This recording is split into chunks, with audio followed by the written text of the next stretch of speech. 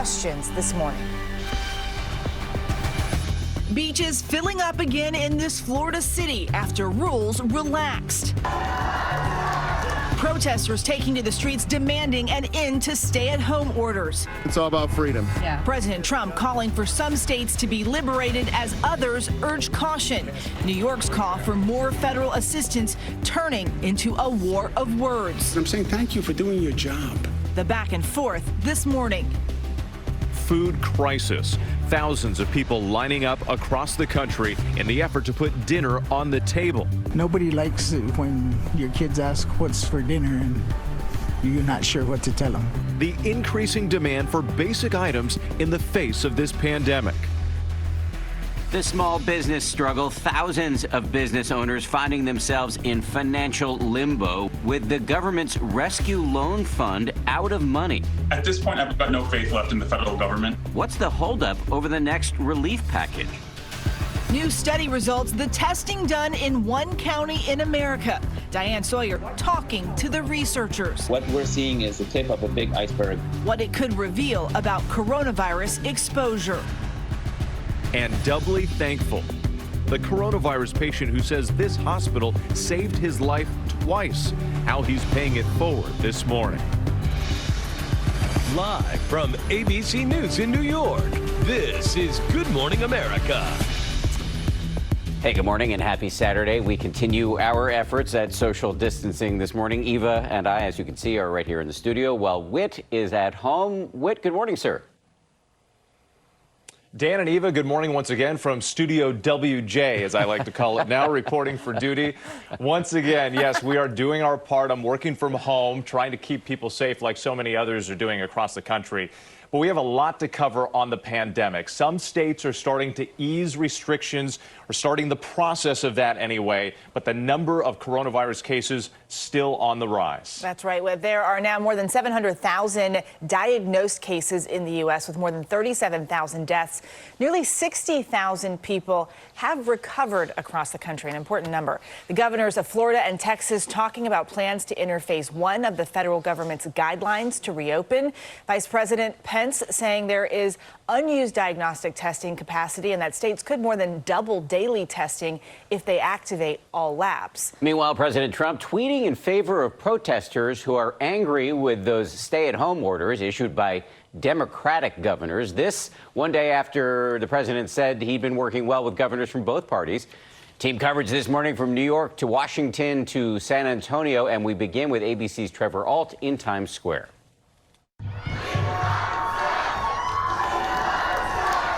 This morning, protests growing over the COVID-19 lockdown nationwide, including here in Idaho, as a battle brews to reopen America. What we did was the right thing. With that being said, we want to get back and we're going to be opening up states. With every American state and territory now in a state of emergency, the president saying states like Minnesota, Virginia, and Michigan should be liberated. And without giving specifics, saying some state restrictions have gone too far. Frankly, we built everything that the governors wanted, and in many cases it's too much. We told them it was too much, but we wanted to err on the side of caution. The president appearing to side with protesters who are desperate to get back to work and are ignoring the White House's own social distancing recommendations as they demand stay-at-home orders be lifted. It's time to step down from being a tyrant. Yeah.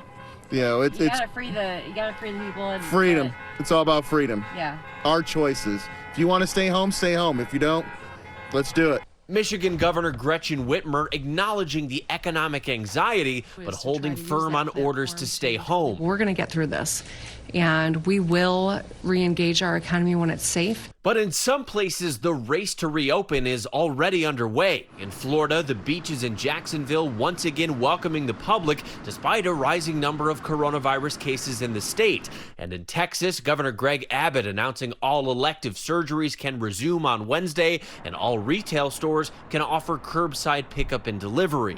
We're now beginning to see glimmers that the COVID-19 may soon be behind us.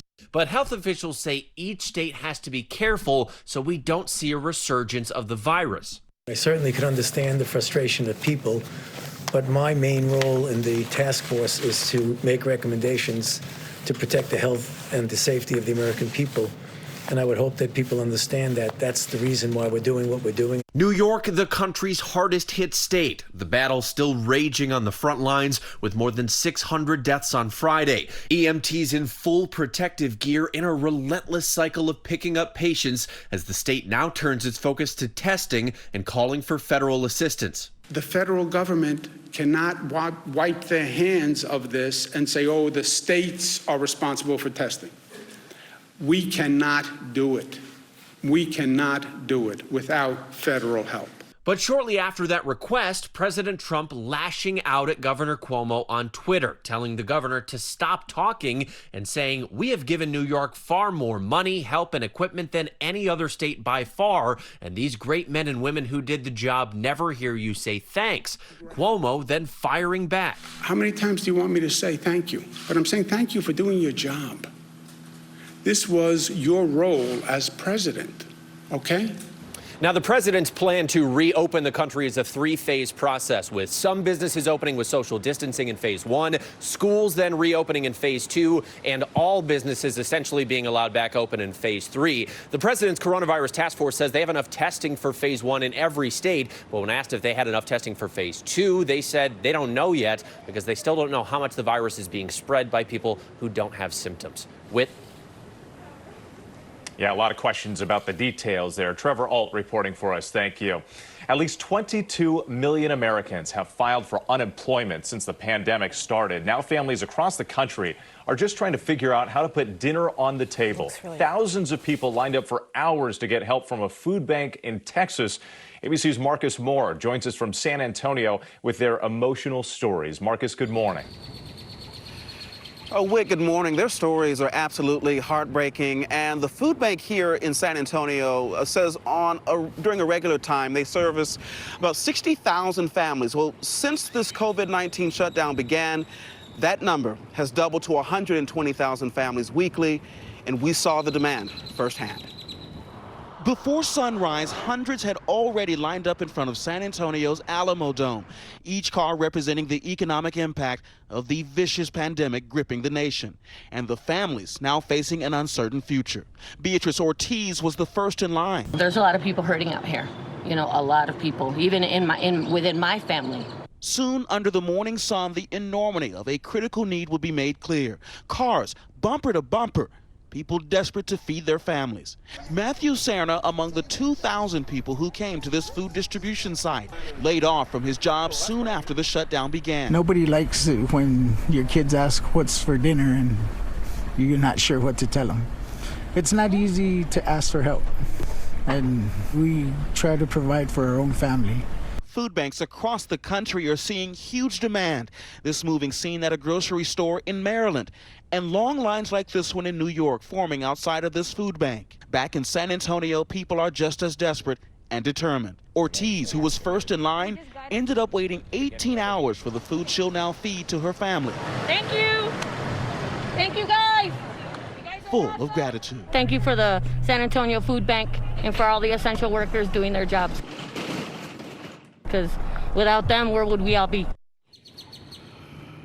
There is some concern this morning about how the food banks across the country will be able to meet the increased demand. And we, of course, have seen those striking images of farmers pouring out milk because of reduced demand with schools across the country closed. And just yesterday, the White House announced a farmers relief program, which would involve buying produce from struggling farmers and getting those items to the food banks and agencies that feed families in need, Dan. Yeah, it's a really frustrating disconnect between those farmers and the people who need the food and the food banks. And just so striking to see one woman waiting 18 hours to get food in the United States of America. Marcus Moore, thank you very much for your reporting. Let's bring in Tom Bossert, who's a former White House Homeland Security advisor, who's now an ABC News contributor. Tom, good morning. Given what we've just seen, the growing food insecurity in this country, what, if anything, can and should the federal government be doing to help here? Yeah, you know, the federal government needs to be doing more around this issue across the board. So I think they underestimated in Congress the amount of money we would need. The executive branch has been slow to distribute this financial aid, and that financial aid, especially to wage earners in this country, to wage workers, translates into a need for food. If you don't have money, you can't buy food, and so that's where those lines end up growing longer with people that aren't accustomed to being in them. And then with respect to the direct distribution of food, the president announced a multifaceted program this week, but most of that money went to farmers who are affected by the global supply chain problems associated with this pandemic. Only a little bit of that money went to the direct purchase of produce and food for people. We need a lot more of it. So he and the Congress are going to have to kind of balance. This wasn't a stimulus package. This was meant to offset the need for money and food while we all waited out this virus. And I think they underestimated the amount needed. So striking to be looking at a hunger problem of this magnitude in the United States. Let's talk about these protests we saw earlier at the top of the show against the stay-at-home orders. We now have the president tweeting in support of the protesters, and some governors say they plan to start reopening soon. I guess my question for you is, can these states that want to reopen soon, can they do that safely at this point? Well, the honest answer to that is we don't know. And so I would say two things on that. First, this is kind of the natural outgrowth of this blanket shutdown approach that we didn't need to take in the beginning, but where we find ourselves today. And so I understand that some communities were locked down prematurely and we fatigued them because they've been in this mode longer than perhaps the viral properties in their community would have necessitated. But that doesn't mean that they don't have the virus there now. So I think the answer here on protests is to separate those that are protesting against the lack of preparedness of their state, local, and federal government, which there's a legitimate connotation to that, from those who are actually at this point protesting because they don't think the underlying threat is real. That's the part that troubles me the most. This is a real, deadly, lethal, contagious virus. And if people lose sight of that, they might run back out under this frustration that they're feeling into something that they're not fully understanding. So for the protesters that are protesting government slowness, this week will be crucial. We need to see if they meet those three gating criteria. The first one, the trend going down in a lot of states. The second one, the hospital capacity, sufficient in a lot of those states. The third one, the ability to nip in the bud a recurrence or a second wave by detecting it and stopping it. That one, we don't see any plans yet. You're going to start to see governors unveil their plans this week. If they're sufficient, if they have the resources, if they have the testing capacity, then we will see some states begin to safely but slowly return over the first week of June and throughout the summer. We are entering a key and delicate phase here. Tom Bossert, really appreciate your guidance on a Saturday morning. Thank you very much. Eva, over to you. Well, Republicans and Democrats in Congress are battling over providing additional funding for small businesses after the initial emergency loan program ran out of money. ABC's Rachel Scott is in Washington, D.C. with how some of the most vulnerable businesses are struggling to get by without that aid money. Rachel, good morning. Eva, good morning. Yes, this rescue loan program has really been a lifeline for small businesses hit hard by the pandemic. But with another round of relief up in the air, some business owners are worried they will have to close their doors permanently before lawmakers reach a deal. This morning, with no deal on the next relief package, thousands of struggling small businesses are in limbo. I'm worried about my people, and it's frustrating when I feel like my hands are tied to take care of them. The government's rescue loan fund is out of money. The roughly $350 billion Paycheck Protection Program was designed to cover 8 weeks of payroll expenses, helping companies keep their workers. With the money maxed out, the Trump administration has asked Congress to approve an additional $250 billion. Will this next relief package be enough? It's going to get us to a point that's going to be rather beautiful. We think that will be the point, and it could be they'd want more, but maybe at a certain point we're going to stop. It's been a tremendous success. It's been executed flawlessly. And so essentially we're waiting for $250 billion. The Democrats are refusing to do it. Democrats are pushing to add extra funding for hospitals, food assistance, and state and local governments. So you need it to be a little more comprehensive than just giving money to one small business program. Republicans signaling they are willing to compromise. And Leader McCarthy said they're now considering also adding more funding for hospitals. I'm with that all the way. They want to add hospitals. We could also add it into phase 4 if we do a phase 4. But as lawmakers negotiate, some business owners are already considering going under. The money's out and I've got to shutter my business. At this point, I've got no faith left in the federal government to exercise any sort of meaningful relief for small businesses. And lawmakers on both sides of the aisle say they are making progress. But even with some Republicans backing the funding for hospitals, they are still not on board with adding money for local and state governments. They say that can be addressed at a later time. Dan? Meanwhile, these small business owners are in agony. Rachel, thank you so much. Really appreciate it. Let's talk schools now. Illinois, Texas, Washington, and Iowa have all just announced that schools will be closed for the remainder of the school year. So where does that leave seniors who were looking forward to things like prom and graduation? Stephanie Ramos has more.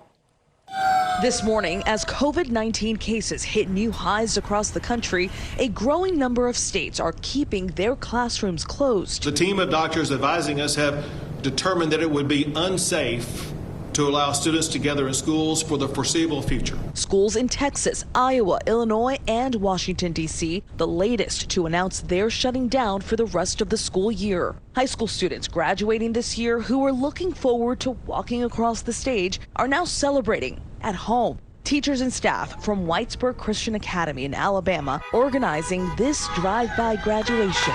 Class of 2020 senior, this is your special day. Students at one Pennsylvania high school will be pre-recording their graduation, screening it drive-in movie style. We can watch the entire ceremony that's based on the screen. So pre-recorded valedictorian, salutatorian speeches, administrative speeches, and then we would do a slideshow of all the graduates. And these seniors in Las Vegas anxiously waiting to hear if they'll go back to school. It definitely affects me in a way due to all the years and hard work that I put into school, and just the thought of potentially not walking across the stage. Graduation weighing heavily on the minds of high school seniors. School's completely canceled and our graduation is going to be canceled. And I just could see everything slipping away, we were just that close. And their parents. These are milestones that I don't want to miss out on. So it's pretty upsetting. They're special and they deserve to be celebrated. In California, a high school senior at Fountain Valley High making custom yard signs to remind seniors they're in this together. Because we're not in this alone, like the sign says. And just remember, everyone's going through it. We are in this together. My kids, for instance, they've been homeschooled now for the last month right here in this room. And here in New Jersey, the governor says if students return to class this academic school year, they will wear a mask. He says it is not a mandate, just his opinion, and he hopes to have a better idea before deciding to open schools May 15th. Eva? All right, Stephanie Ramos for us. Time now for a check of our weather and Rob Marciano, who is in Torrington, Connecticut, where he was chasing snow this time of year. Yeah, that's what it's all about, Eva. Good morning to you, April 18th, and here we go. You got several inches of snow on the ground here in northwest Connecticut, just a short drive from New York City, and they had it across parts of the Great Lakes in the Midwest yesterday. Here's some of the snow between, say, Detroit and Toledo, Ohio. People walking through it, slipping and sliding on the highways. Plowable snow in many cases, 6 to 8 inches in some spots, stretching all the way back through Missouri. Another 1 to 4 on top of what we've seen from Albany to Boston today as this low quickly moves out, rain along I-95, but we turn our attention to this next system that's going to quickly move into the plains, and tomorrow the southeast, a severe weather threat here and zooms across really a storm battered area from the tornadoes last week. Not quite as bad a tornado threat, but maybe a more widespread damaging wind event from Shreveport all the way to Savannah. That's a check on what's happening nationally. Weather-wise, time now for a look at your local forecast.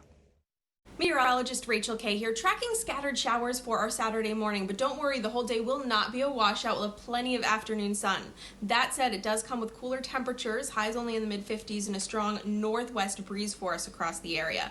Tomorrow we'll reach highs in the mid-60s, some clouds increasing as we head through the afternoon, but a mild and more seasonable forecast in store for us. Highs in the 60s with scattered rain chances throughout the work week. We'll have more in Good Morning Washington. Join us at 8 a.m.